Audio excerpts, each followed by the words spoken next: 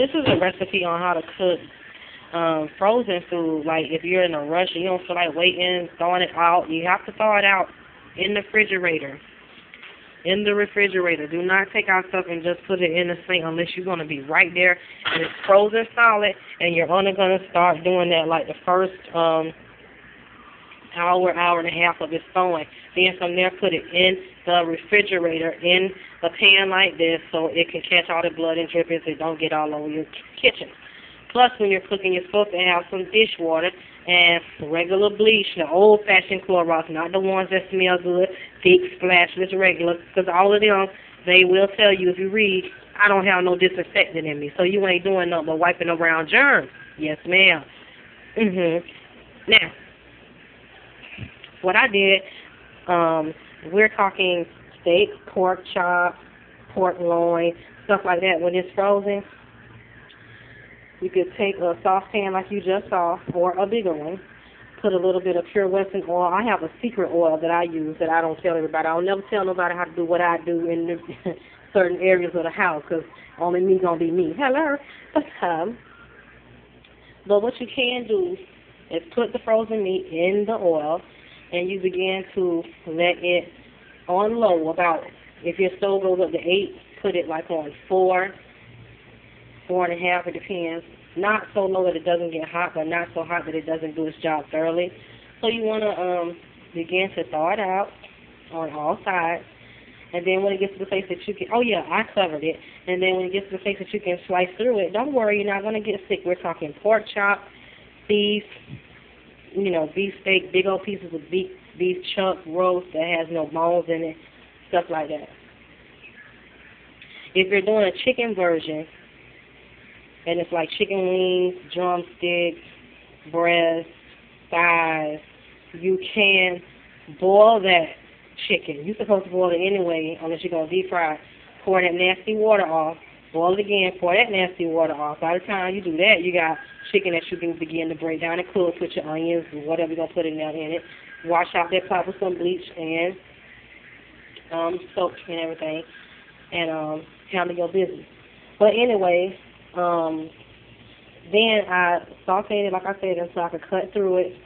Then that gave me these chunks like this, like I just showed y'all. And I began to season it. I'm not going to tell y'all how to season your meat just like me, honey, because only one woman going to know how to feed my husband one day. Tell her. But, there's basics that you can use into cooking if you don't know how to cook, obviously, to avoid high blood pressure and stuff like that. Use a whole bunch of powders in one salt, like onion powder, chili powder, garlic powder, stuff like that. It could be thyme powder. Experiment. And I have my favorite sauces that I'm going to pour when I'm done. Of course, you want to use your different. You might like bell pepper. You might like to season with celery or whatever. So you just build upon that. So that is just a quick lesson on how to cook, even though the food is frozen. Do not get in here and food poison people. It's certain things you can do that too. Like I said, beef pieces, like big old piece of chuck, steak or roast, a big London broil, pork chop. Pork chop, you can put it straight in water because pork is so full of flavor. And then you can do certain pieces of chicken. You can't put a whole chicken in there, but like if it's thighs or legs or wings, you can put it in water and boil it if it's frozen. Drain it off. I told you, and then get down. So, and another thing in cooking, you got to learn how to time things because that's what makes you great. And you want to also always cook with dishwater. I don't know if I say that. And it keeps you clean. If you can't clean as you cook, then that's nasty food. You feel me? I never cook with nasty food, no matter what. And I always use regular bleach, the old-fashioned Clorox, because the other bleach has no disinfectant. The regular splashless stick bleach, no disinfectant. Smell good bleach, lavender, all that, it has no disinfectant. You might as well be cleaning up with Kool-Aid. Same thing with Fabuloso. That just smells good. Anyway, y'all have a good day. That was a cooking lesson with DRJ. Talk to you later. Bye-bye. Happy New Year. Please be safe. Say that 91 Psalms, the 23rd, PSALMS.